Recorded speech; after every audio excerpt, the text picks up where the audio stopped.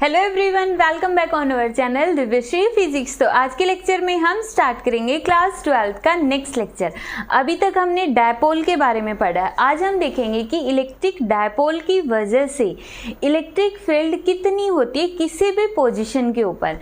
Starting में तो सबसे पहले हमें निकालना है एक्सियल लाइन पे, फिर हम देखेंगे इक्वेटोरियल लाइन के ऊपर, और नेक्स्ट लेक्चर में किसी भी पर्टिकुलर पॉइंट पर इलेक्ट्रिक फील्ड कितनी होगी ये देखेंगे। ठीक है, तो स्टार्ट करते हैं एक्सियल लाइन के डेरिवेशन से। इम्पॉर्टेंट है, ध्यान से समझना। तो सबसे पहले यहाँ पर हमने एक डायपोल कंसीडर किया। ये मान लेते नेगेटिव चार्ज है यहाँ पर, और ये हमने कंसीडर कर लिया कौन सा चार्ज है, पॉजिटिव। और जो दोनों डायपोल्स के बीच के डिस्टेंस है उसको हम कंसीडर कर लेते हैं 2a। ये डायपोल के बीच का सेंटर हो गया, दैट मीन्स इतनी डिस्टेंस, ये भी a है और ये भी क्या है, a। इसको o मान लो, a पोजीशन B पोजीशन। ये तो हो गया हमारा इलेक्ट्रिक डायपोल। अब एक्सियल लाइन क्या होती है? एक्सियल लाइन मतलब इस डायपोल की एक्सिस। एक्सिस मतलब जैसे मार्कर हो गया, इसकी एक्सिस क्या होगी, यहाँ से इस तरफ, जैसे मेरा फिंगर चली गई इस तरफ या फिर इस तरफ। एक तरह से हम बोल सकते हैं ये वाली चीज़ और ये वाली चीज़ एक ही लाइन के ऊपर जो पॉइंट लाई करता है, जो डायपोल की एक्सिस है, उसी एक्सिस को अगर हम फॉरवर्ड डायरेक्शन में और बैकवर्ड डायरेक्शन में प्रोड्यूस कर दे, आगे बढ़ा दे, तो वहाँ पर जो पॉइंट लाई कर गया दैट मीन्स वो उसकी एक्सियल पोजीशन है। तो यहाँ पे मान लो ये एक P पॉइंट है हमारे पास, जिस पर हमें इस डायपोल की वजह से इलेक्ट्रिक फील्ड कैलकुलेट करनी है। तो जहाँ पर भी इलेक्ट्रिक फील्ड निकालनी हो वहाँ पे +1 कूलम चार्ज हम एज्यूम कर लेते हैं। जस्ट मान के चलो कि यहाँ पे कितना चार्ज है, +1 कूलम। ठीक है, अब इस P पॉइंट की यहाँ से इसके सेंटर से कितनी डिस्टेंस है, इसके सेंटर से डिस्टेंस है r। ये भी हम मान के चल रहे हैं कि ये डिस्टेंस r है इसके सेंटर से, डायपोल के सेंटर से। ठीक है, तो अब देखो ये जो नेगेटिव चार्ज है ये है पॉजिटिव, एक नेगेटिव और एक पॉजिटिव, तो इसमें क्या होगी, अट्रैक्शन होगी। तो यहाँ पे ये अट्रैक्शन किस पे लग रही है, ये तो स्टेबल है ना, यहाँ पे ये दोनों चार्जेस फिक्स्ड है, ये तो मूव करेंगे नहीं। तो मूव कौन करेगा, P पॉइंट के मूव करेगा। तो ये नेगेटिव चार्ज P पॉइंट को अपनी तरफ खींच रहा है। जब ये P पॉइंट को अपनी तरफ खींचेगा तो इसका मतलब इस पे कितनी इलेक्ट्रिक फील्ड लगा रहा है, E1। तो यहाँ पे देखेंगे हम इलेक्ट्रिक फील्ड E1 किसकी वजह से है, इलेक्ट्रिक फील्ड E1 होगी due to charge -q at point P। तो इसकी जो थ्योरी होगी और किस तरह से एग्जाम में इसको नोट डाउन करना है, तो इसकी PDF हमने ऑलरेडी चैनल पे अपलोड करके शॉर्ट वीडियोस के अंदर, तो वहाँ से अपने नोट्स डाउनलोड कर लेना। ठीक है, तो E1 इज इक्वल टू क्या होगा, K, चार्ज कितना है Q, और डिस्टेंस कितनी है P पॉइंट में और Q में डिस्टेंस कितनी है। देखो P पॉइंट की O से डिस्टेंस है R और O की A से है A, तो यहाँ पे कितनी हो गई, R + A का स्क्वायर। निकल गई E1 की वैल्यू। अब ये वाला पॉजिटिव इस चार्ज को उस तरफ रिपेल करेगा, तो कौन सी इलेक्ट्रिक फील्ड आ जाएगी, E2। ठीक है, तो यहाँ पे E2 की वैल्यू कितनी होगी, K Q divide by distance. देखो अब यहाँ से यहाँ तक की डिस्टेंस इतनी तो है R, और इसमें से ये गई A, तो बच गई इतनी, तो मतलब R - A का स्क्वायर। क्लियर। अब दो इलेक्ट्रिक फील्ड बन गई। ठीक है, अब इसमें से हमें एक पॉइंट के ऊपर दो अलग अलग डायरेक्शंस में इलेक्ट्रिक फील्ड है। एक इलेक्ट्रिक फील्ड तो बोल रही है P पॉइंट यहाँ जाएगा, दूसरी इलेक्ट्रिक फील्ड बोल रही है P पॉइंट उस तरफ जाएगा। तो हमें कैसे पता चलेगा कि P पॉइंट कहाँ पे मूव करेगा, तो P पॉइंट मूव करेगा जो इनमें से ताकतवर होगा, जो बहुत ज़्यादा स्ट्रॉन्ग होगा तो उसी की तरफ मूव करेगा। तो कौन सा ज़्यादा स्ट्रॉन्ग है, E2। क्यों, क्योंकि ये वाला चार्ज इसके नज़दीक लाई करता है, जो ज़्यादा नज़दीक उतना ज़्यादा इफेक्ट लगाएगा उसके ऊपर। तो E2 बड़ा है, बट E2 बड़ा बेशक से हो, बट E1 नेग्लिजिबल तो नहीं है, तो कुछ ना कुछ तो वैल्यू होगी। तो सबसे पहले हम यहाँ पे निकालेंगे net electric field at point P। At point P कितनी होगी? E वेक्टर और मैग्नीट्यूड लिख लो या सिंपल E लिख लो, किसके इक्वल होगी? E2 minus E1। E2 की वैल्यू पुट कर दो, KQ divide by R minus A का square minus KQ divide by R plus A का स्क्वायर। सिंपल। अब यहाँ से हमें क्या करना है? KQ को बाहर ले लो, अंदर कितना बच गया? R माइनस A का square minus R plus A का स्क्वायर। ठीक है, तो यहाँ पे नेट इलेक्ट्रिक फील्ड E किसके इक्वल आ गई? KQ। एलसीएम लो, सिंपल एलसीएम। अगर एलसीएम लेने में कभी भी दिक्कत हो ना, दोनों को लिख दो, R माइनस A का स्क्वायर और R प्लस A का स्क्वायर। इस तरह से दोनों को लिख दो। ठीक है, दोनों की मल्टीप्लाई करके लिखो। अब इसके डिवाइड में ये तो पहले से ही है ना, इसका तो हमें कुछ करना नहीं, ये इसके साथ नहीं है, तो ये यहाँ पे लिख दो ऊपर R प्लस A का स्क्वायर। मतलब एलसीएम लो, दोनों को डायरेक्ट प्रोडक्ट में लिख दो, फिर ऊपर वाले की इसके साथ मल्टीप्लाई और इसकी इसके साथ मल्टीप्लाई, बीच में माइनस है तो माइनस R माइनस A का स्क्वायर। ठीक है, अब यहाँ पे आएगा KQ, सॉल्व करो, R square plus A square plus twice of AR minus इसको सॉल्व करो, R square plus A square minus 2AR और नीचे R minus A R plus A, R square minus A square और पूरे का whole square. ये simple हमने maths use कर दिया। A minus B A plus B, तो A square minus B square और उसका होल स्क्वायर। अब यहाँ पे देखो, अगर मैं ब्रैकेट खोल दूँ, ब्रैकेट से बाहर है नेगेटिव साइन, ब्रैकेट खोलते ही ये जो नेगेटिव सारे साइन चेंज हो जाएंगे। ये नेगेटिव हो गया, पॉजिटिव था तो नेगेटिव, नेगेटिव था तो पॉजिटिव।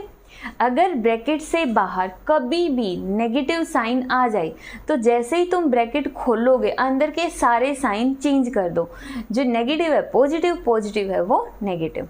जो कैंसिल हो रहा है कैंसिल करो, R स्क्वायर से R स्क्वायर, A स्क्वायर से A स्क्वायर। तो यहाँ पे इलेक्ट्रिक फील्ड बन गई KQ और यहाँ पे 4AR और divide by R square minus A square का स्क्वायर। अब यहाँ पे ये देखो, A के साथ तो हमेशा सिर्फ 2 होगा, तो इसका मतलब एक 2 को अलग कर दो, K 2A और 2R, तो कितना बच गया? R square minus A square का स्क्वायर। अब यहाँ पर देखो, ये जो Q charge multiply by distance, ये क्या है? Dipole moment. हमने इलेक्ट्रिक डायपोल के चैप्टर के अंदर, इलेक्ट्रिक डायपोल के टॉपिक में हमने ये पढ़ा था कि charge multiply by distance between the charges किसके इक्वल होता है? डायपोल मोमेंट, जो क्या होती है? P होती है। तो यहाँ पे इसको रिप्रेजेंट करो P से, और ये आ गया 2R। ये डॉट प्रोडक्ट नहीं है, ये सिंपल मल्टीप्लाई के लिए हमने रख दिया R square minus A square का स्क्वायर। तो ये आ गई इलेक्ट्रिक फील्ड। एक्सियल पोजीशन के ऊपर हमने इलेक्ट्रिक फील्ड निकाल दी। बहुत आसान है, सिर्फ इलेक्ट्रिक फील्ड का फॉर्मूला लगाना है और डिस्टेंस देखनी आनी चाहिए कि P पॉइंट की यहाँ से डिस्टेंस कितनी है? R प्लस A, और P पॉइंट की यहाँ से डिस्टेंस कितनी है? R minus this, R minus A, और उसके बाद सिंपल जोड़ करना और घटा करनी। क्लियर? अब इसके स्पेशल केसेस देखते हैं। देखो, स्पेशल केसेस में इन्होंने क्या कहा है कि इलेक्ट्रिक फील्ड का जो हमारे पास ये फॉर्मूला आ गया, ये वाला, मान लेते हैं कि यहाँ पर R very very very greater than है A से, मतलब कि जो P पॉइंट है वो इस डायपोल से बहुत दूर है। डायपोल तो बेचारा छोटा सा है और P पॉइंट हो गया यहाँ पर, तो देखो डायपोल छोटा सा और P पॉइंट यहाँ पर, तो दूर हो गया ना। तो R जब बहुत बड़ा होगा A से, तो A को तो नेग्लेक्ट कर सकते हैं। मतलब मान लो कि जैसे R की वैल्यू 1000 है, ठीक है, r का स्क्वायर हो गया, इसके आगे 3 0 और लगा दो, और a बहुत छोटा, मान लो उसकी वैल्यू 10 है तो 10 का स्क्वायर 100। क्या कोई फर्क पड़ेगा? इतनी टर्म्स में से अगर हम 100 सब्ट्रैक्ट कर देंगे कोई फर्क नहीं पड़ेगा। इसलिए हम बोलते हैं कि जब r very very greater than हो a से तो a को नेग्लेक्ट कर दो।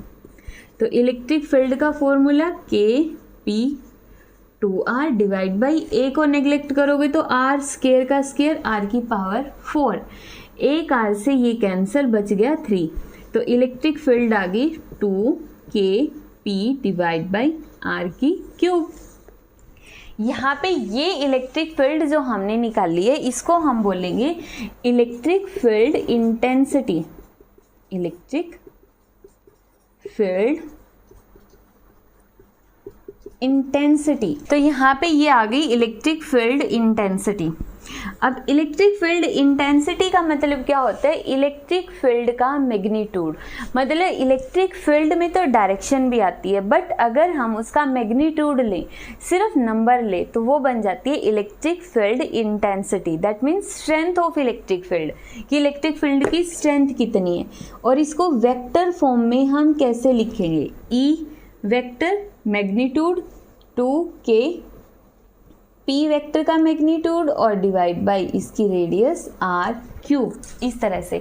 अब इस पूरे टॉपिक के अंदर हर जगह तुम जहाँ पे E1 आया था उसको E1 वेक्टर इस तरह से लिख सकते हो, E2 की जगह ये लिख सकते हो, इन दोनों का डिफरेंस E की जगह ऐसे लिख सकते हो, या फिर लास्ट में जाके इस तरह से ये फॉर्मूला लिख देना। ठीक है, तो यहाँ पर ये हमने निकाल दिया एक्सियल लाइन के ऊपर इलेक्ट्रिक फील्ड। अब इसके ऊपर बेस्ड हम न्यूमेरिकल देख लेते हैं। अब इस टॉपिक के ऊपर बेस्ड सबसे फर्स्ट न्यूमेरिकल है जिसकी स्टेटमेंट यहाँ पे शो की गई है। तो यहाँ से अपना स्टेटमेंट पढ़ो पहले, सबसे पहले। तो यहाँ पे हम क्वेश्चन सॉल्व कर रहे हैं फर्स्ट, जिसमें क्या दिया है? Calculate the magnitude of force.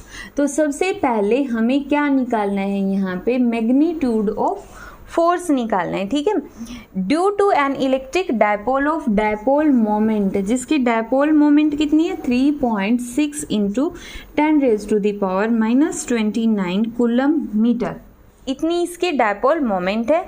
On an electron 25 nanometre from the centre of a dipole. मतलब ये बोल रहे हैं कि यहाँ पे ये डायपोल है, एक नेगेटिव चार्ज है, एक पॉजिटिव चार्ज है, इन दोनों के बीच की डिस्टेंस होती है 2a। ठीक है, यहाँ से 25 सेंटीमीटर इसके सेंटर से कितना दूर? 25 सेंटीमीटर दूर एक इलेक्ट्रॉन रखा है। यहाँ पर एक इलेक्ट्रॉन रख दिया। ठीक है, क्या रख दिया? एक इलेक्ट्रॉन रख दिया from the centre of dipole along the dipole axis. Assume that this distance is very large relative to dipole charge separation. तो यहाँ पे ये क्या है हमारे पास? R, ये है A। तो क्वेश्चन में इन्होंने बोल दिया R is very very greater than A। समझ आया? वहाँ पे जो हमारे पास फॉर्मूला था ना, ये वाला E is equal to 2Kp और R, और R square minus A square की पावर 4, ये था ना। और एक फॉर्मूला क्या था? 2Kp R की क्यूब। दैट मीन्स हमें यहाँ पे ये फॉर्मूला अप्लाई करना है। ये फॉर्मूला कब लगता है? जब R is very very greater than A होता है।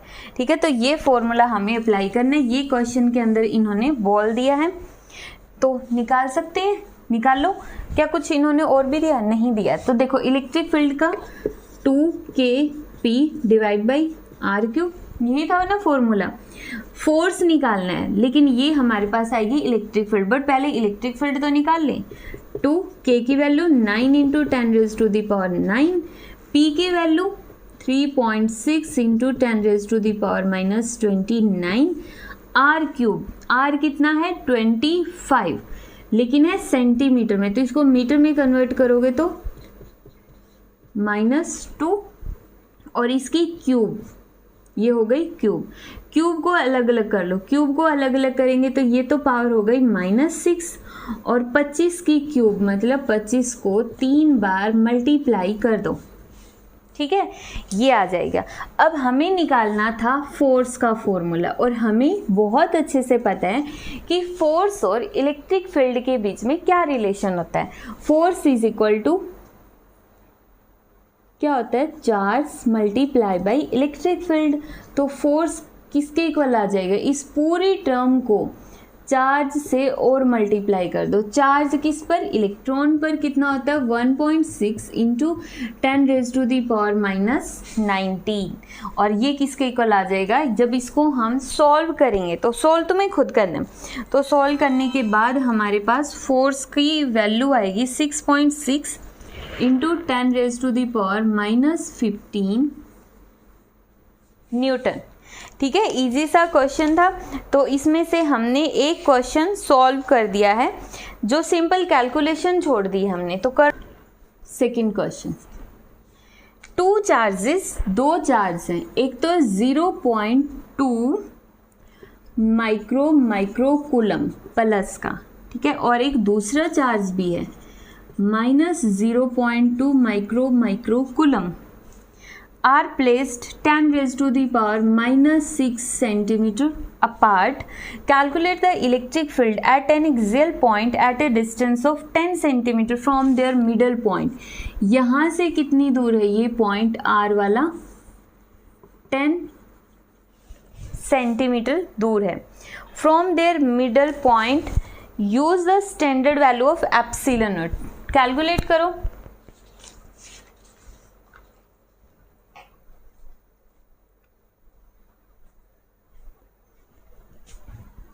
ठीक है, तो देखो यहाँ पर भी चार्ज कितना है, 0.2 माइक्रो मतलब 2 बार -6 कूलम।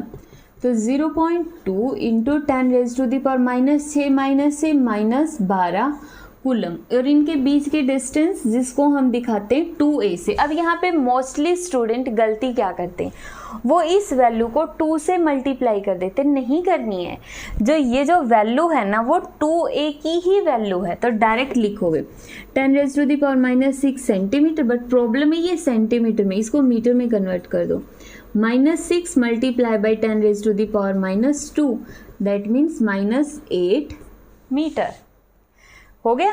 अब R कितना दे दिया इन्होंने, 10 सेंटीमीटर, 10 सेंटीमीटर मतलब 0.1 मीटर। अब ध्यान से देखो, ये तो है 10⁻⁻8 मीटर और ये है 10⁻⁻1 मीटर। बड़ा कौन है, R बड़ा है, तो यहाँ पर भी R is very very greater than A, 2A। तो इसका मतलब फॉर्मूला क्या लगेगा, 2kp divide by r³। p की वैल्यू डायरेक्टली नहीं दी है, बट हमें पता है p किसके इक्वल होता है, q into 2a। Simple, solve करो। 2k की वैल्यू 9 इंटू 10⁻⁹, चार्ज कितना है 0.2 इंटू 10⁻⁻12, 2a कितना है 10⁻⁻8 और r कितना है 10⁻⁻1 और इसकी पावर 3, मतलब कितना हो गया 10⁻⁻3। तो कैलकुलेशन इसके सॉल्व कर लेना, बिल्कुल इजी है। इन क्वेश्चंस को समझाने का मतलब हमें ये बताना था कि जब भी ये कंडीशन दी हो कि r is very very greater than 2a, या तो वो तुम्हें खुद मेंशन करेगा, और अगर मेंशन नहीं करता तो तुम अपना दिमाग यूज करोगे कि देखो r इतना है 0.1 है और ये कितना है 0.0000000, इतना आगे चलते रहो 8 तक, -8 पावर तक, तो इतना छोटा हो गया। तो इसका मतलब r तो बड़ा है, r बड़ा है, तो ये वाला फॉर्मूला यूज करना है और सिंपल आंसर निकाल देना। तो हमारा आंसर आ जाएगा 3.6 इंटू 10⁻⁻8 न्यूटन पर कूलम। ठीक है, कर लोगे इसको सॉल्व। तो एक्सियल लाइन के ऊपर हमने इलेक्ट्रिक फील्ड इंटेंसिटी निकाल दी और उसके ऊपर बेस्ड न्यूमेरिकल्स भी कर लिए। नेक्स्ट लेक्चर में हम देखेंगे इक्वेटोरियल